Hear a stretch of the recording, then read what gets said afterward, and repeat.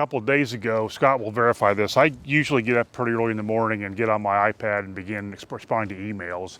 And unfortunately, Scott gets dinged on his iPad about 5:30, and Ray Cox and Jason Fenwick, and they're constantly awoken by my missives early in the morning. And on Labor Day morning, I began to think about today and what we had been through to get to this point. And I want to go over real briefly what we did do and how we got to this point, because it's a significant day in the city of Lawrence. When we took over, one of the first people I met with very quickly was Marty Wessler. And then Scott came into meetings, and then for the next 3 months, Scott and Marty and I met in my office for 1 to 2 to 3 hour meetings, and they were Friday afternoons. We quickly brought in Jason Fenwick as we began to look at some of the financing options we would need to look at, and began to learn about what the condition of our utility was. I quite frankly knew that we were not in good shape in November prior to me taking over.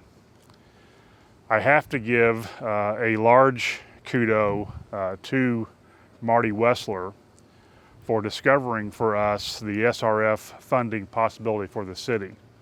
Remembering that at that point, the utility had a BBB junk bond rating. And we knew we had a lot of work to do with the utility and the sewer both, actually. And we knew at that point to try to get a bond at that rating would be very, very tough for us to do. So Marty helped us to lead us in the direction on being able to secure the SRF funding. There's a reason why Wessler Engineering is so incredibly busy in Indiana, and specifically the city of Lawrence. So Marty, I want to pick on you and give you the appreciation and the acknowledgement of how much you've meant to the utility and what you did for us. So he deserves a large round of applause.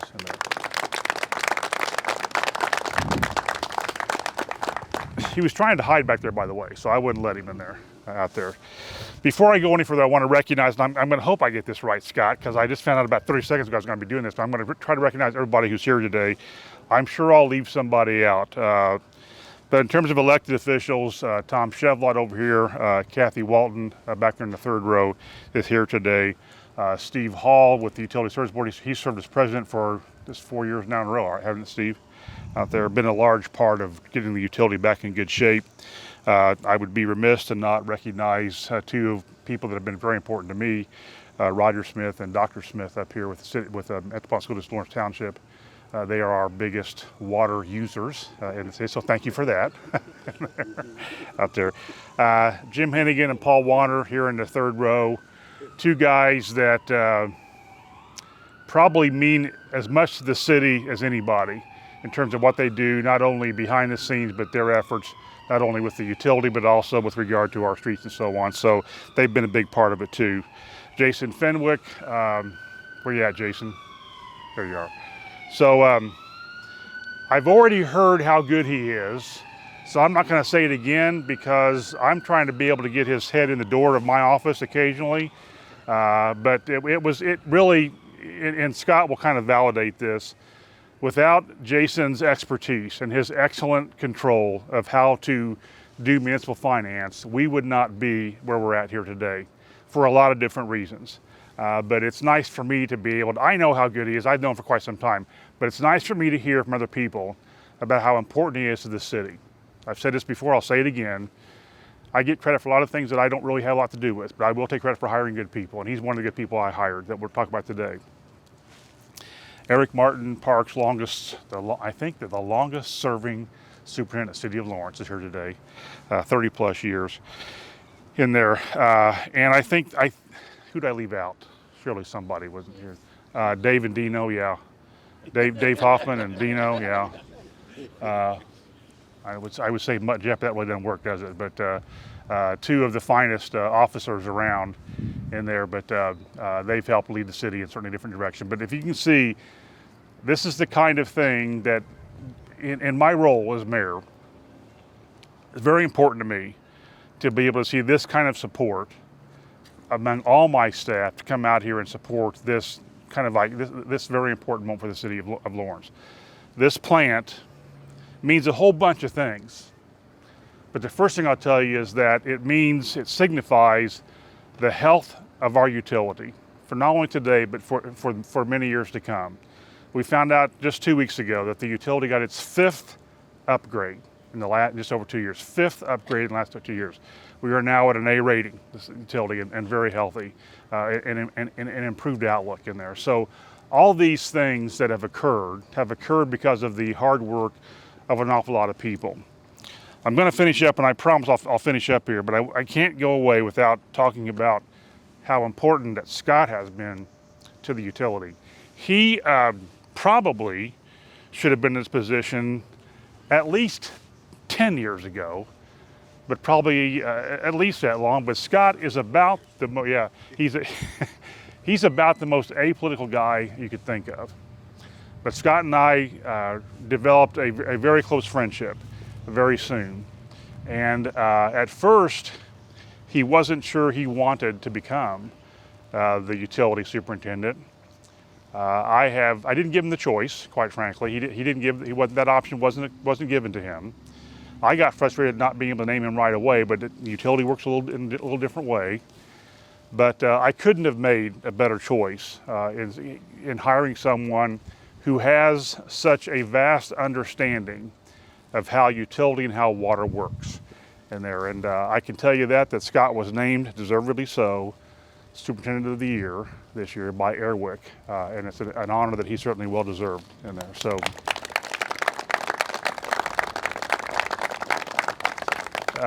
like I said, hire the right people, they make you look good, and Scott's made me look good oftentimes. There was a while when Scott and I were on the news so often that we had to get our Screen Actors Guild card there for a point there, showing what it used to look like. But without any further ado, I'm going to introduce Scott here and let him take over. But thank you.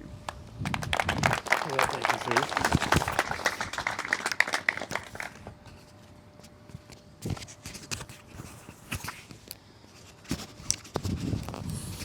I think I got that right.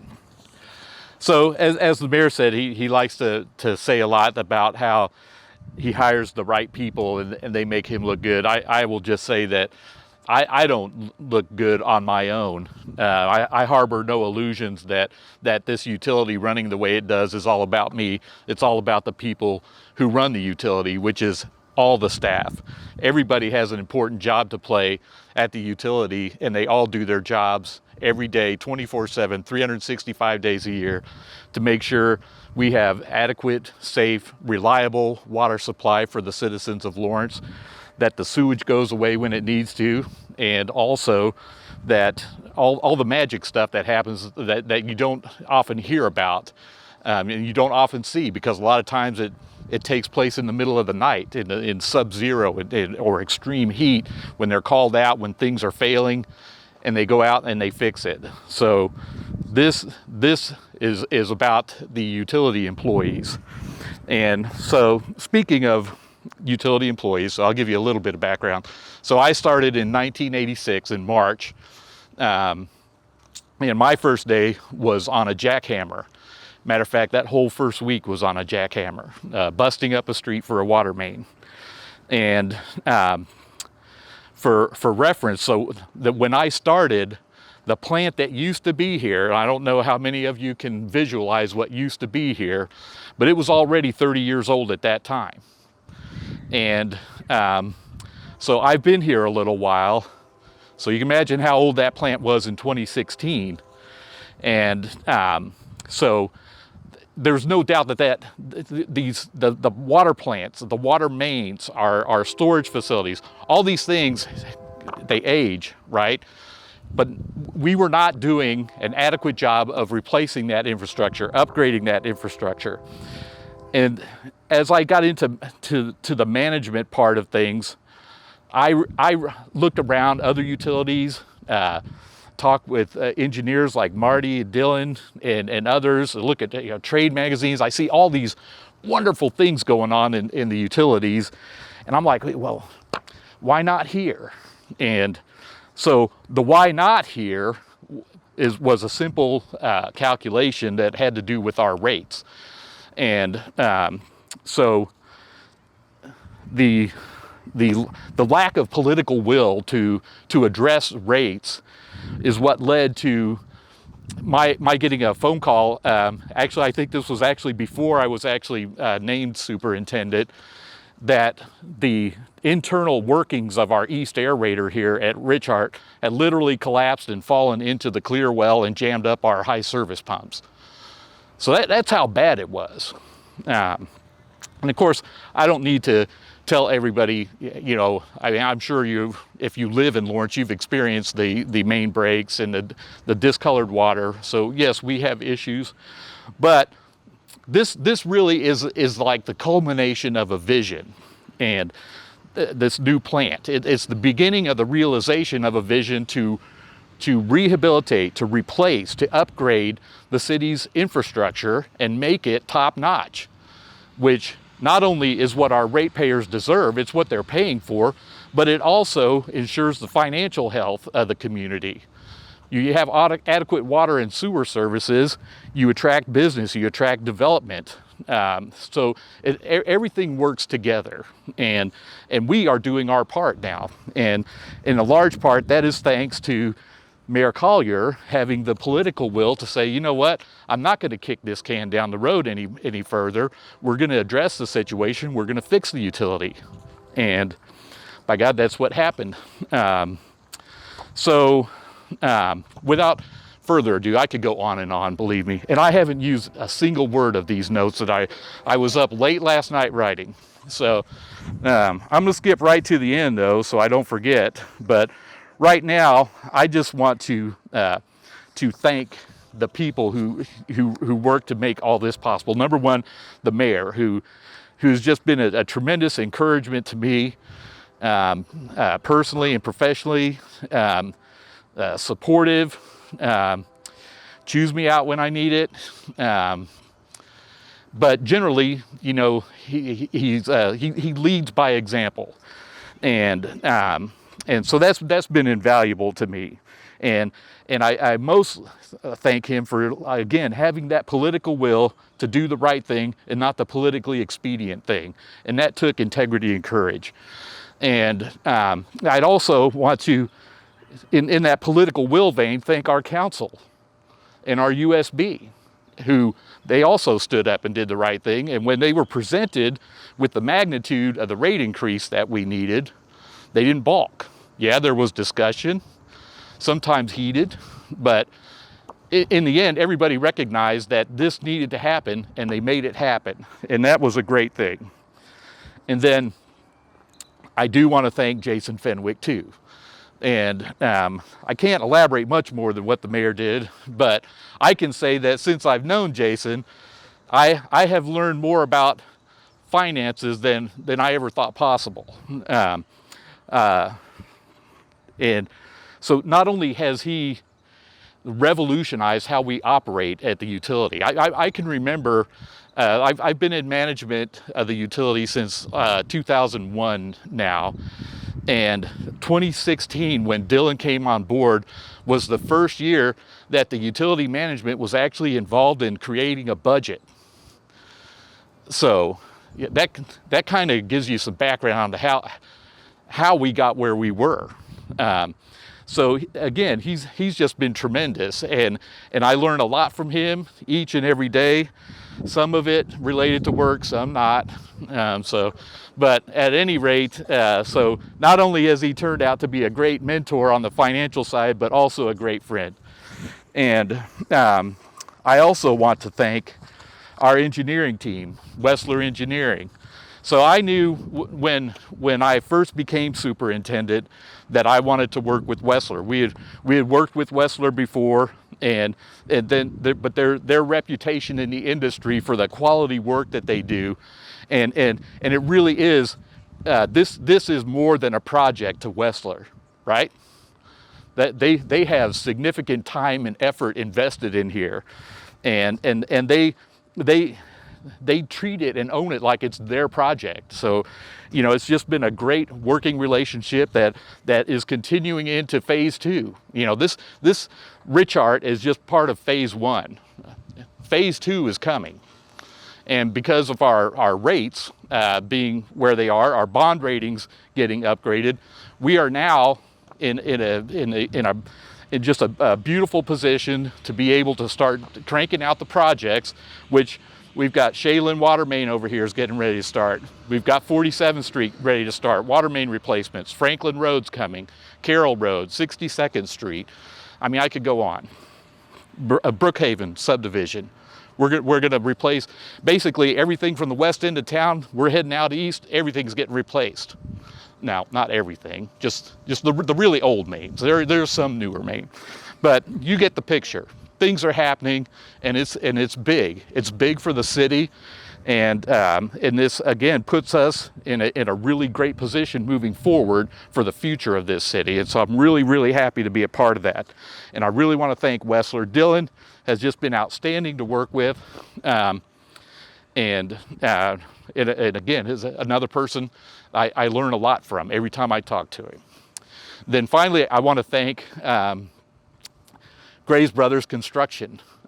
Andrew Graves right here in the ball cap, and right next to him in the cool ray shades there, Dennis Birch. Andrew is one of the owners of Graves, and Dennis was the project superintendent. And I tell you, they were just great to work with, and we had run into some tight spots here and there, but generally, I mean, here's the final. The project came in on time and on budget. What more can you ask for? So the last person I want to thank, though, is my wife, my lovely wife, Karen, who puts up with a lot of my frustration. Sometimes I go home and I do have to vent or, you know, chill out, relax, or stuff like that. But she takes it all in, dissipates it, and then everything gets back to normal. But most importantly, she makes me get up and come to work every day. So at any rate, without further ado, I'm going to turn it over to Dylan Lambermont, who is going to talk about the technical aspects of this plant and how it works, how it all came together.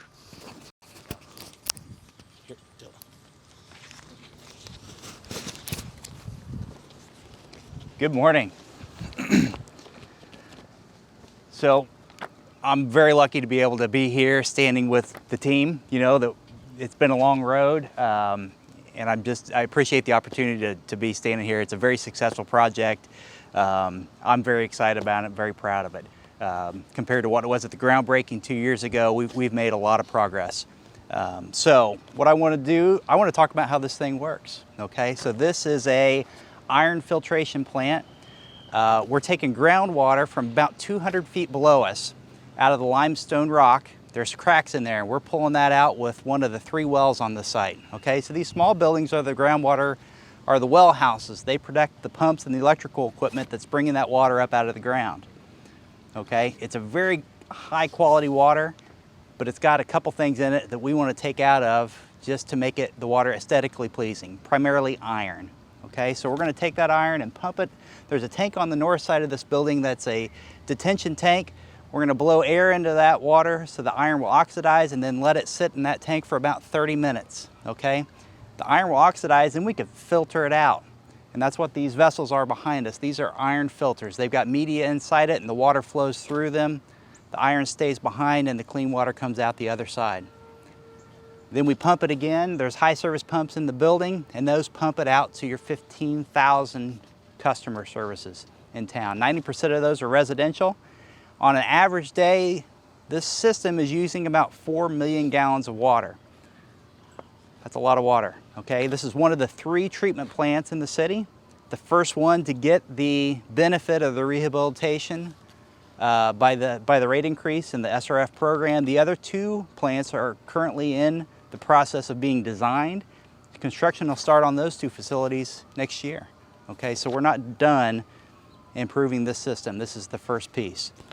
In terms of rating, each of these wells, so we want to make sure that the piece down below ground is in good shape before we invest money in it. So we sent a camera down in it to look to see what the condition below ground is. The description of the fractures in the limestone were described as caverns. okay? There's a tremendous resource of groundwater beneath us. That's why we had to invest money here to keep that resource and make it go forward in time to be able to provide water to the system.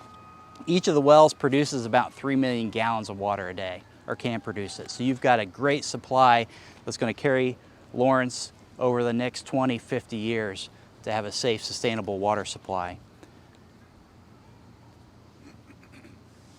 We didn't reinvent the wheel with this plant project, okay? The technology, the filters are pretty well the same thing that was built in 1958, but that system was aged, it had exceeded its useful life, and it was time to be replaced. They couldn't repair it anymore. It had been band-aided and it needed to be replaced, okay? But what we're able to do with this system, there's a lot of technology now that there wasn't in 1958. There's automated control systems that help Mike and Dan run the plant on an automated basis, so they don't have to actually physically turn every valve or turn every switch to run the plant. It's a computer automated system that the operators can monitor and make sure it's functioning properly, okay? The other thing we did, each of these well houses talks to each other by a fiber optic communication loop. If there's a problem with one piece of that loop, it can go around the other way to make sure that communication is always online and make sure that it's responding to faults without a failure. That's the summary. We're going to do a tour afterwards, but I thought it'd be good to just talk about all the little pieces so that as you see them, you kind of understand. Again, thank you for this, what a beautiful day. And thanks for Scott for letting me speak. Thanks for Marty for letting me drive this project forward. Thanks to the city for putting us in this spot. I hope you enjoy the day.